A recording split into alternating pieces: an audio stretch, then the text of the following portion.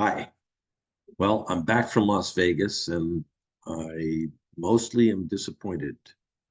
Had expectations of finding archaeology in a number of places, and I had a few small victories, but mostly what I thought was lithic debris from photos in Google Earth turned out to be other forms of loose material that had been deposited somehow, leaving me unsure about some of these desert pavements. Some of them may be lithic debris, they're very tightly packed living places, and others are perhaps natural. So I'm going to go through what I expected. I expected to pick up an arrowhead the first day.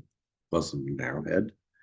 I wanted to check lithic debris around the place where I started, where I knew that it was lithic debris. And I want to say that to a limited extent, it was.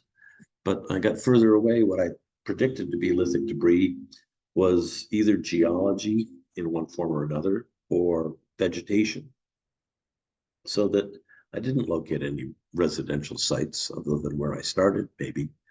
And I didn't locate any hunting sites. And the biggest disappointment was is that I couldn't get up the hill. It was too steep. So let's go through some of it.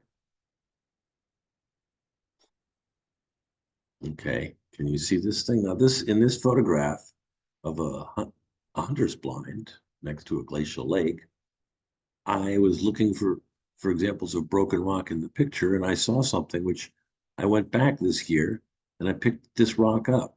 When I looked at it in this photograph, I thought for sure this is an arrowhead here. Can you see the mouse? It's yellow jasper arrowhead, but it wasn't.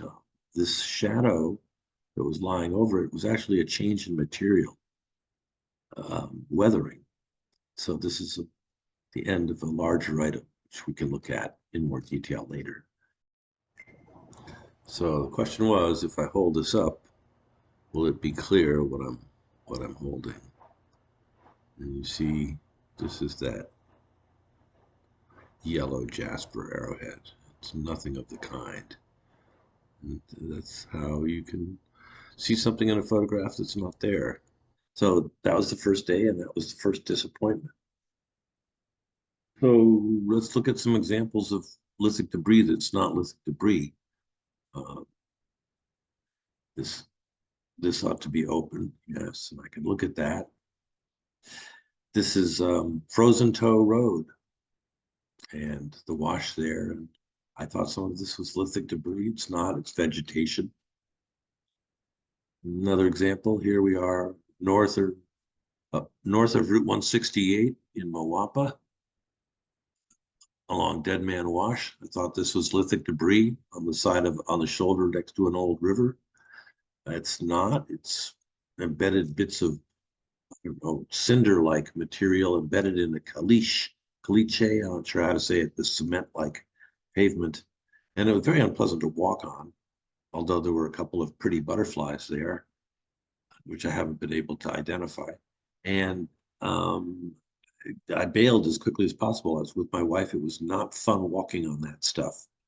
But on the other hand, I want to say the south of Route 168, lower down in Dead Man Wash and Wildcat Wash, there's lots and lots of signs of man here. And I don't know if this is lithic debris or if this is the same type of pavement that we saw north of 168, confused by the fact that there's an awful lot of man-made stone tools and artifacts and debris lying on top of it. So maybe would have been misleading were it not for the fact that there was man there by coincidence, in addition to the geology that I was being confused by. That was a long sentence. So there's the local geology. Wait a second. This is near where I started, and this is lithic debris. Although the ripple patterns are kind of confusing. This is a quarry here. They're confusing because this is a natural ripple, not a man-made pattern of occupation. And these black places are very densely packed. People camp on them. But in between, it seems to have gotten softened up somehow.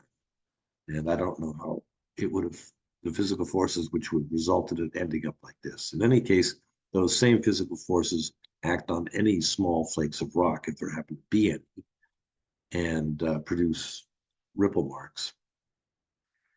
In this case, I thought for sure this was lithic debris and a hunting trail that went across it, and perhaps it is a hunting trail. Um, but I'll show you that it's not. This is a densely packed desert pavement.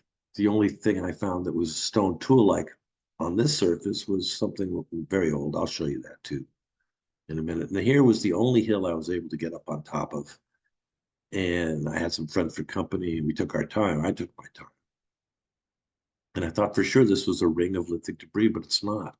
It's a layer of black rock that's cut off at the top of a knoll, and the additional black bump is either a second layer of black material or this material making a bump that happens to be in the middle.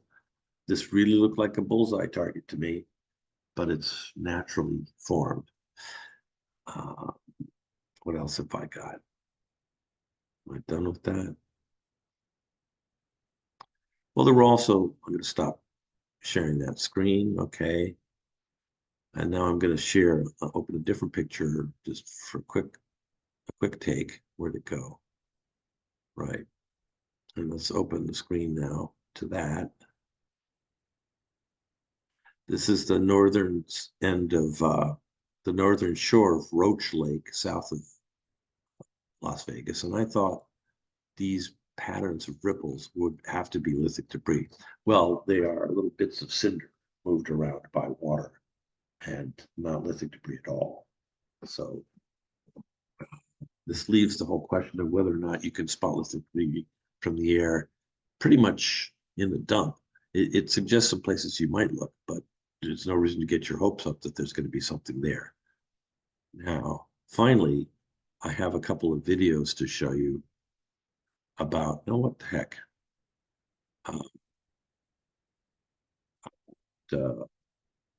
Giving up.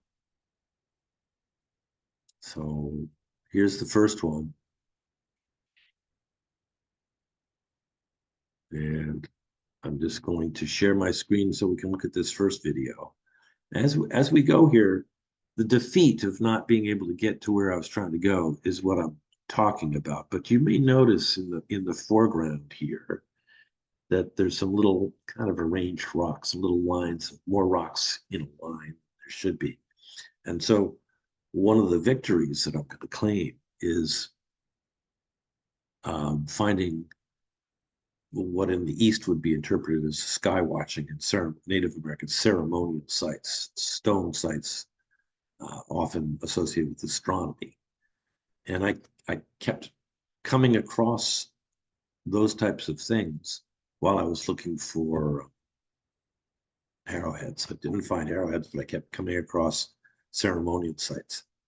They're no less common in Nevada than Massachusetts. And I was thinking, maybe to some people, the fact that you find a ceremonial skywatching site high in the hills above Las Vegas would be much more interesting than saying, oh, I found an arrowhead high in hills above Las Vegas. But, you know, you get to be my age, you want to do things for the heart, not for the head.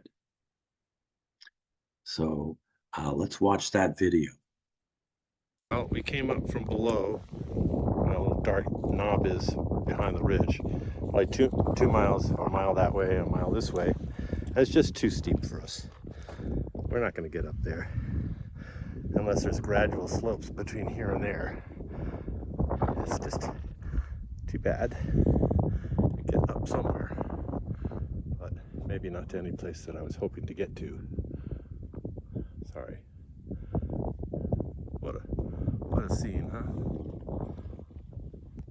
Okay, so now I'm sharing another thing. Now we're looking back towards the parking lot at that hillside I was just standing on. And we'll get more to the victory side of things in a few minutes, perhaps in a separate video. But this dark patch here, that's some of what I was looking at when I thought there's a game trail through here. That's got to be lithic debris. And well, no, or we'll watch. This may be that first place with lithic debris, but it doesn't look like I'm right. It's darker. See the light transition to dark, but we'll walk along here and You tell me, but I don't see anything that looks napped.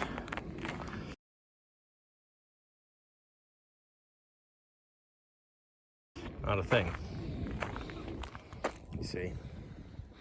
We'll look around a little bit, but finishing off a day of failure. Okay, and that conveys it pretty clearly. I wasn't able to get to the hunting sites in McCullough Mountains that I think are the most interesting, but the day that I spent walking around there is very interesting. And as I said, I found a few things. So I'm sorry if I got it wrong. The only thing you can do is go check, and I did go check, and it wasn't what I hoped. I found a few things, and so enough of these defeats. Let's go ahead and talk about some of the victories.